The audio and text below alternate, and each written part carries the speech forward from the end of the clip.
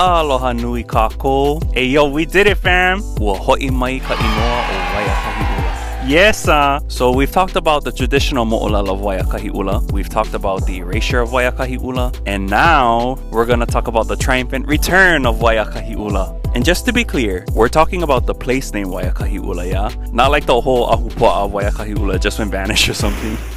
But okay, so for me, this whole journey really began when I was back in college, majoring in Hawaiian Studies and Digital Media. Our kumu in the Hawaiian Studies department really stressed the idea of aloha aina and having some sort of pilina or connection with the land, especially with the aina that you're from and any aina that you have ancestral ties to. So of course, that kind of piqued my interest or curiosity in knowing more about the aina that I grew up on, which at the time I only knew as Hawaiian beaches and Hawaiian shores. Fast forward to when I was working on getting my master's degree, my thesis project, which I'll eventually talk about in a future Mokuna, was based heavily on my upbringing in Puna. Luckily, around that same time, an amazing map of all the ahupua'a of Puna was published, and I kind of used it to gauge or figure out the traditional place name of where I was from. And just like that, I figured out that I was actually from a place called Waiakahiʻula. Fast forward again, I eventually graduated, got all of my palapala from the university, and I found my way back to Waiakahiʻula. And now that I had all of this newfound kuana ike Hawaii, my entire relationship with my home had shifted.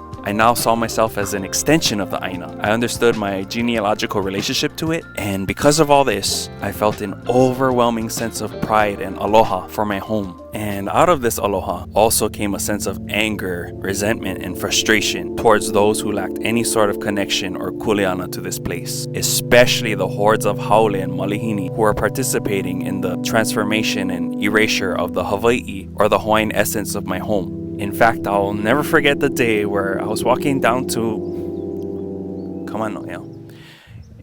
In fact, I'll never forget the day where I was walking down to one of my favorite fishing trails, only to find that the land had been cleared and was being prepped for yet another new beach house. I remember literally sitting in front of what used to be the trail and being so sad. You see, that trail used to take me to my favorite spot along the cliffs where I would sing, dance, chant, just get away from the world for a little bit. It was pretty much my safe space. And little did I know, hiding in the bushes right next to my safe space was the auha or the canoe shed of Waiakahiʻula. Yeah, I was with my village peeps the whole time and I didn't even know it yet. Whew, okay. It was also around this time that I rediscovered a clip that I had saved of Auntie Pua Kanaka Ole Kanahele speaking about the importance of Kanaka knowing everything there is to know about the aina they reside on so that they know how to better engage with, steward, and protect it. You have to be articulate enough so you can protect those things around you. So it has to do with knowledge. That you gather that knowledge. You listen to everything that was being told. That was told, was being told. You go and read things about your land. You go and know something about your boundary. And when you know that, and you become articulate in that, you can talk circles around people. That's an armor. You cannot say, oh, I don't know, my grandma never tell me. You cannot say that anymore. It's not a good word. You gotta know something about your aina, your land, that foundation that you come from. That's your armor. Become articulate in it. And that speech by Auntie Pua totally reignited a fire within me regarding my love for my home. And I purposely made time in between working, in between all the TikToks, in between all the Janet Jackson and horror movie sessions to find everything and anything I could about Waiakahiʻula. And the more cool things I would find, the more annoyed I would get, seeing all the not so good changes that were happening down here, changes that were clearly the continued result of white colonialism in Hawaii. In fact, I even mentioned in one of the very first episodes of this series about my dislike of the name of the park down here. Today's episode is coming to you folks straight from Waiakahiʻula here at our beach park, which our county decided to cleverly name Kahakai Beach Park. Yep, that's right, Beach Park. So fast forward to 2023, my tita, Leah Gauker, who is an educator and an amazing non-Kanaka ally to us OEV out here in Puna, she ended up coming across an old archaeological survey that Bishop Museum did back in the 70s, and one of the places that was documented in this survey was Waiakahiʻula. Now, I kind of already shared this part of the story in another Mokuna, so if you haven't seen that episode, try go pause real fast, go watch the one about the auha, and then come back here.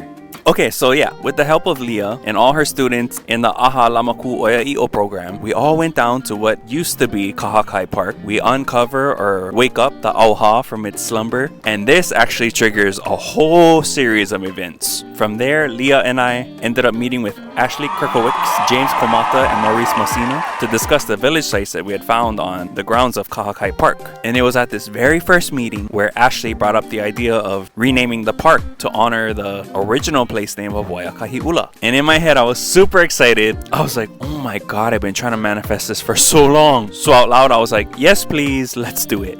So fast forward again, and we have even more meetings to discuss the archaeological sites that are within the park. And we kind of use that time to educate each other about the old Waiakahiʻula fishing village that actually extended all the way from the cliffs up to about where Opakapaka Street is. And I was kind of like pushing on them like the importance of caring for these sites and how I've been kind of doing it ever since we woke them up. So the county folks kind of asked me like if we know anyone who wants to take on this kuleana of caring for those sites within the park. And I was like, yeah, me.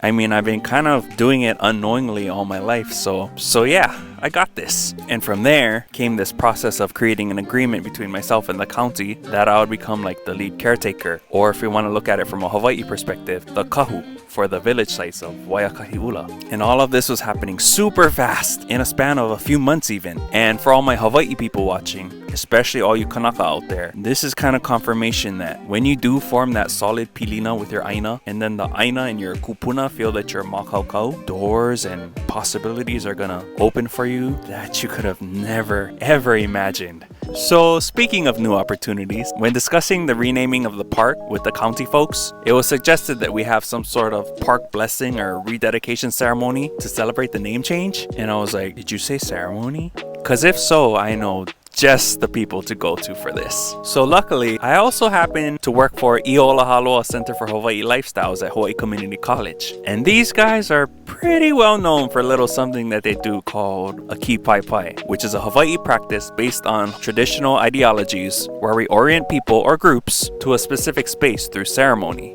So of course I shared this with the county folks and they were like, are you sure you don't need like a Hawaiian kahu, meaning an elderly Hawaiian priest who only does Christian blessings, to come down and perform the ceremony? And immediately I was like, nope, no need. Because if we're really going to celebrate the returning of this traditional Hawaii place name, then we're going to do it the Hawaii way without any echoes of white colonialism, which in this instance is Christianity.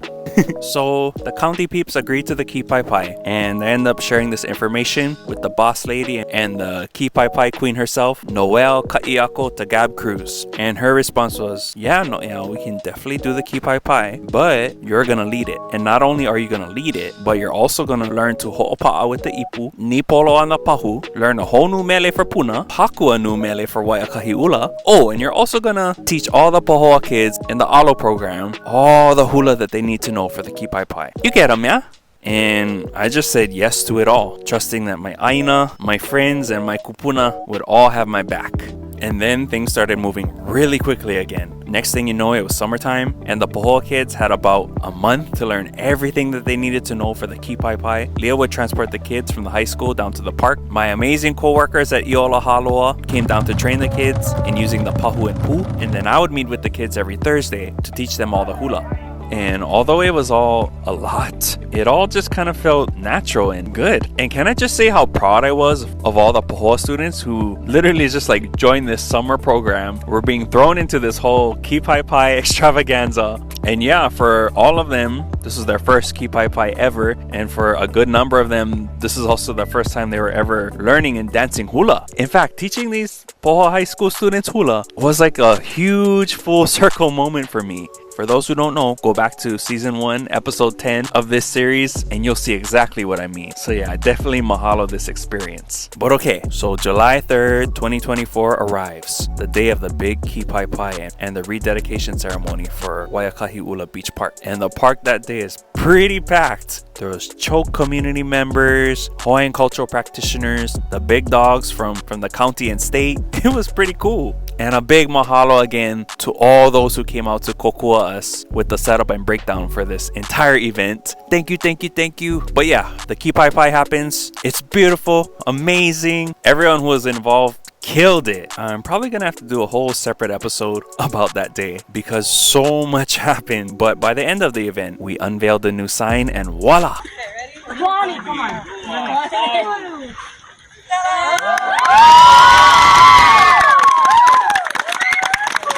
The original place name of Waiakahiʻula was returned. We did it, guys. And yeah, a'ole I pau, that's for sure. Mahalo nui no ko'oko ho'olohe ana mai. There's definitely more updates to come. Ola ka inoa o Waiakahiʻula. Aloha.